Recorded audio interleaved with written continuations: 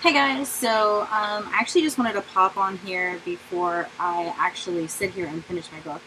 I have completely been procrastinating the last couple of days, and I keep having to move stuff around, and it's horrible. But I wanted to pop on here, and if I can find the tweet, I guess I should have looked through that before I started this video. Oh my goodness. She tweets a lot.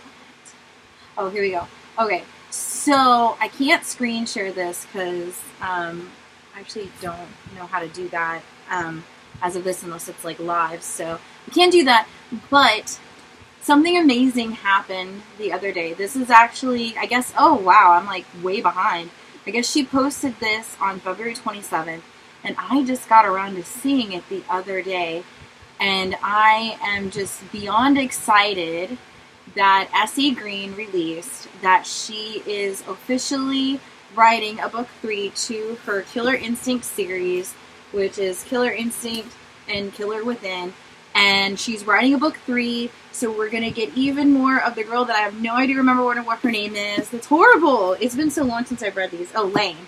So she's back inside Lane's head, and she says she couldn't be happier, and I'm so excited to get a book 3 to this series. If you don't know, I'll have to link my other videos down below, but if you don't know, this was a book that I actually ended up in 2 different ARCs, plus a finished copy in the new cover for when it went to paperback, and I just didn't think it was going to be a book that I was going to like, so I'm not so much for the murder mysteries type thing.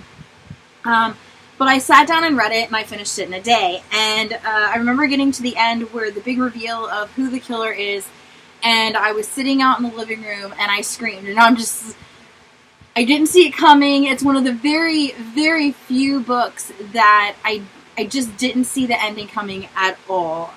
This person that it ends up being, I never thought it would be them. I didn't. Rachel actually read book 1 when we were on our way to Jacksonville for my yearly book dumping event, where I take everything that I have read off of my TBR that I don't want, anything that hasn't been sold via my site or traded out or given away, goes to Jacksonville to the 2 used bookstores that they have up there, and then I use that money to get different stuff that I actually want. And we got a chance to meet her because she lives here in Florida. And she was on her way there, and she's reading it, and she gets to it, and she like screams in the car, and she's just like, what?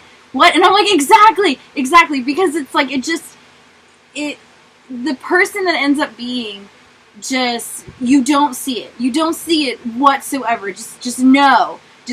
Like, if that would have been if they would have given you, like, a list of people that the killer could have been, and that person's name was on it, it would have never even been an option. I would have never thought that was that person. It wouldn't have even been a top 3 choice, or a top 10 choice. So just no.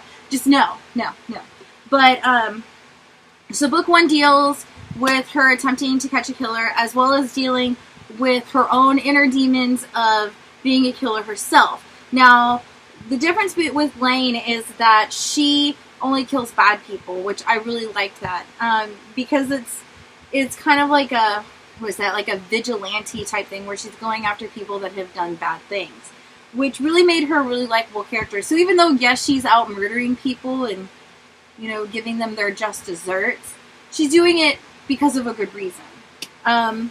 Book 2 deals with the aftermath of book 1. And the cover is a heart that's been like saran wrapped, and then like all the air's been sucked out of it. I know that I should have moved my lamp, but you can kind of see it. It's been so long since I've read these. Say book 2. Let's see. It says it's been 3 months since book 1, and Lane feels both closer to and more alienated than ever from her grieving family. Haunted by conflicting memories of her mother, she resumes the role of the masked savior vigilante, but her heart just isn't in it. For Lane now knows the truth, or knows the rush of deeper thrills, darker thrills, and a growing part of her wants to revisit their seductive power. This deals with more family and more violence, and dealing with like her mom, her dad, and if I remember correctly, she's got another sibling. I think she's got a younger sister, and this one deals with a copycat that is doing the same things that the oh, I forgot what the person's name was in part 1. Let's see what's over here. Oh, the Decapitator. About like the Decapitator and all of those things. So, book 1 has a slight twist to it that you find out at the end. It's not as, oh my god, I didn't see this coming, but it is there. It's just not as strong, I guess you could say. So I'm really excited to see what happens in book 3, because one of the major questions that I had asked the author, which I'm thinking that was probably on the Read On or author chat. I don't remember what name it was under by that time that we did that. But would she ever tell her family who the Decapitator was? So that was one of the really big questions that I had, and I think that S.E. Green stated that she doesn't believe that Lane would tell anybody, but, you know, that could change. You never know. So I'm really excited to see how long it's been via a timeline, because book 2, this was published in 2015, so it's been a good 2 years, and if she's just now writing it, this probably won't be released until sometime, you know, next year or the next year after that. So it's been a good 4 years by that time, and I think Lane was 16 in this. So if she's been like 4 years, if she sticks with this specific timeline, then Lane will be what? 17, 18, 19, she'll be like 21 years old, something like that. So it's just like a list of questions that I really want answered, and I'm really hoping to meet S.E. Green again when I take my trip up there this year, and I can't wait. If you haven't read this, definitely pick it up. It is definitely worth the read. It was amazing.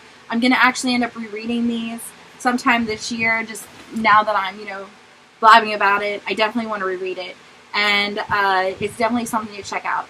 The new cover for the hardback, this is just a cover for the hardback, which you can kind of see. It's got like her face on it. I really love this hardback. And it has like her underneath of it. And then the drips of blood on the back. If I'm not positive, but I'm pretty sure that Amazon still sells this specific hardback. The paperback is black like book 2, and then has like a severed doll hand on it, which was really which was really kind of weird. But I really love that hardback.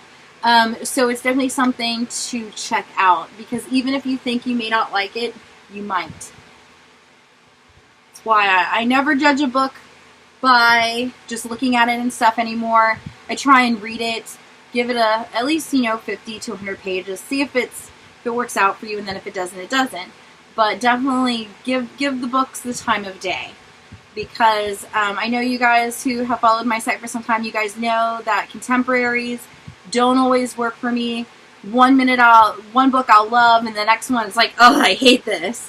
And Fangirl, I just finished about a week ago or so, and that was one that I've had numerous copies come in and out of the house, and giveaways and all this stuff. And I finally sat down to read it, and I loved it. It's amazing.